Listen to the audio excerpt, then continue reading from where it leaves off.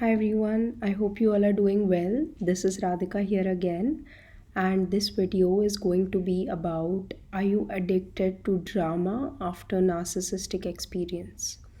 This topic came about because of some sessions I have had recently, and I was kind of seeing this pattern. So I thought maybe it's something that I can make a video about. So it's very common to kind of get attached to drama after having gone through a narcissistic experience. What is drama? So drama is basically going through a lot of high intensity emotions over and over again, maybe not all the time but at some frequency. Um, so it's kind of like this need to be in a heightened emotional state. Like if you are calm, if you're quiet, if you're collected, it's almost like something pushes you out of that state of relaxation or that state of peace and makes you feel all these emotions again. It could be anger, it could be frustration, it could be irritation, it could be sadness, it could be depression, it could be anxiety. So that's what happens, and often along with this comes like a blame that is most often placed outside. And it could also, if the blame is not placed outside, then the blame is placed inside. And so it could either be like, this person triggered me, or that happened, or something happened outside of me, away from the narcissistic situation that you were in, but still in some other situation in your life. Um, or it could be that the blame goes inside. So then you become like, I'm overthinking, I cannot let this go. So it's like some drama that gets created inside of you. So it's like a feeling of being a victim, which creates drama, and you keep it going, by these cycles that you're saying, or by the words you're saying, or by how you are perceiving yourself in your reality. um, by how you're perceiving, how you're making an image of yourself in this point of time in your life. So that's how people create drama in their life after having a narcissistic episode or a narcissistic experience. So, why does this happen?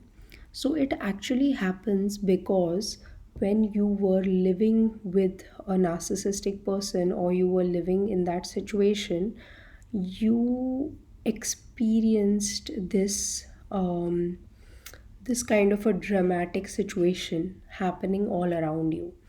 So what that does is the body also learns to stay in these heightened state of emotions, like either excitement or tension. It's usually like a combination of excitement and tension, both existing at the same time in your body.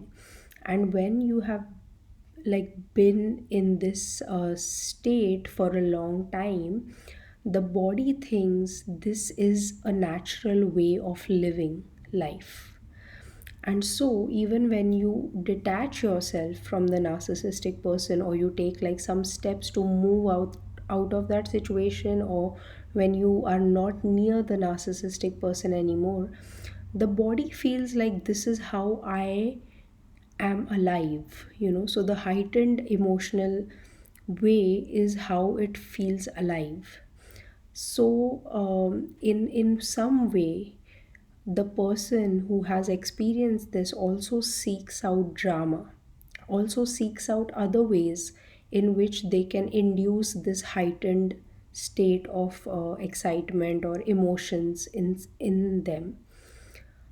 So some ways people do this is like excessive reading of news, or excessively watching movies that will kind of resonate with your story, push you back into that mindset, push you back into that emotional state of feeling either like a victim or like a hero, or a movie where something bad is being done with someone, etc. Also games, you can play some video games that keep you in that state of excitement because you're playing the game. It could come with overreaction, so when you overreact to small things in life, it could also be like your body mind learns to worry constantly. So when you're always worrying, again you are inducing some drama into your life.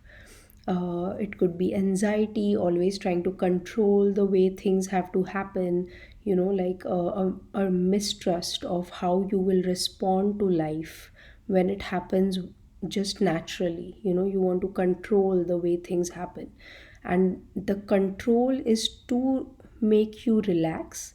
But in order to control life, you are actually again pushing yourself into that heightened state of excitement. So it's like a double whammy that you get yourself in, because just to achieve the end result of not being in an excited state, you keep yourself always in an excited state by controlling everything around you.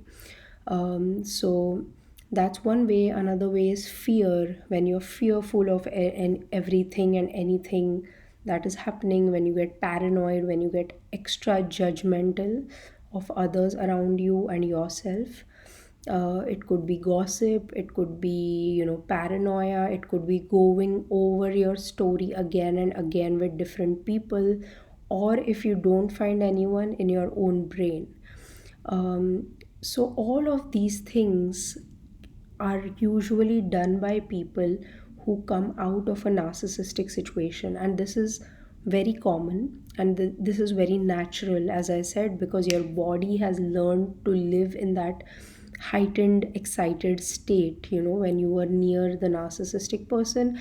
And a part of us actually craves drama. A part of our being likes excitement, it likes being in an hyper emotional state, it likes it. So we also have to accept it, because acceptance is the first step. So you have to accept that a part of you loves drama, and there's no shame in accepting that, because we have been given these emotions so that we feel them to their highest extent. But it's also important to realize that doing this day in day out kind of burns off a lot of energy in your body.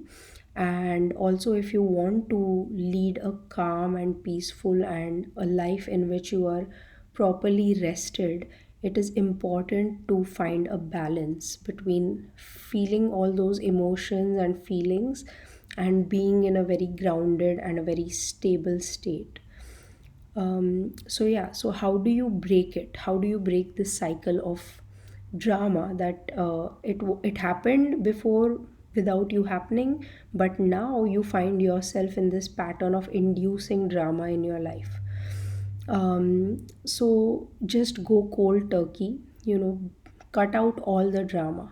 If you watch dramatic TV, like some TV show that is very overly dramatic, if you watch movies, if you read a lot of news that is fear inducing or that has so much drama in it, or if you play games all the time, you need to stop it. So stop giving your energy out to things that create drama. Instead of that, learn stillness. And to learn it, you can look at a tree, or you can look at a rock. You can look at something that is extremely still in nature and try to imbibe some of that energy into yourself. Um, and if this really makes you bored, then I would say get bored. Learn to get bored, because when you have for a long time been in a state of excitement, peace feels boring, or not feeling an emotion feels boring. So you have to learn to get bored if you want to be at peace. Um, Talk less, talk slowly, and talk softly. Silence is amazing. If you cannot talk for some time, that will really help you. You can do some zen painting, like the adult coloring books, you can do that. And you can also make an intention to do everything you do slowly, and with complete attention just to that one thing. So stop things like multitasking, or stop things like taking on an extremely big task in your personal life or professional life.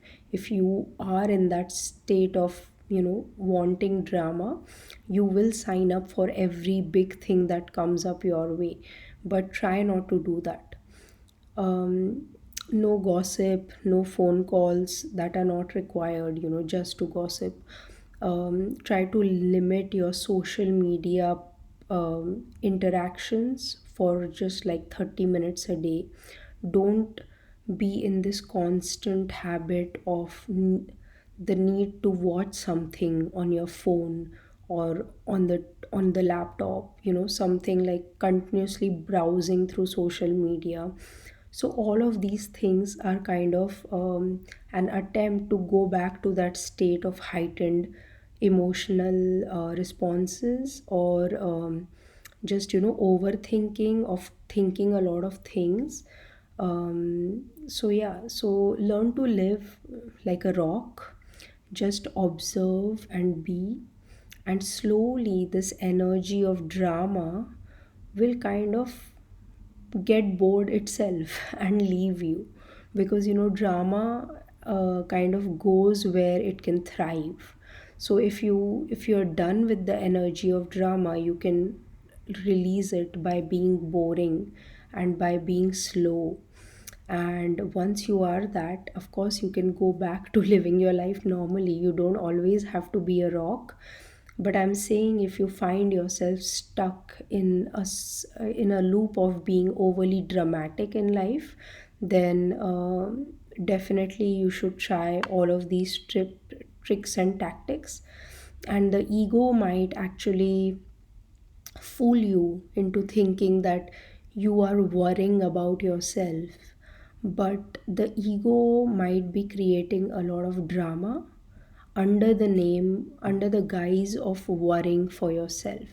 So you have to tell the ego that I know you worry for me, but I think I got this.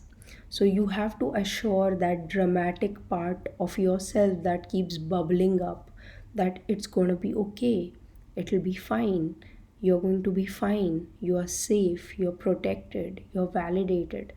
So the dramatic part of you that keeps coming up needs an assurance from you that things are going to be okay. And once you give it that assurance, then you follow it up with a lifestyle that does not create more drama in your body. So yeah, that was this video. I'm also going to link a Reiki below this video that will help you in releasing drama from your life. You can just keep it playing and hopefully and be open to the energy, and hopefully it will do its work. So yeah, that was this video. Thank you for supporting this channel. As always, I wish you all a lot of love and a lot of light. Thank you. Bye.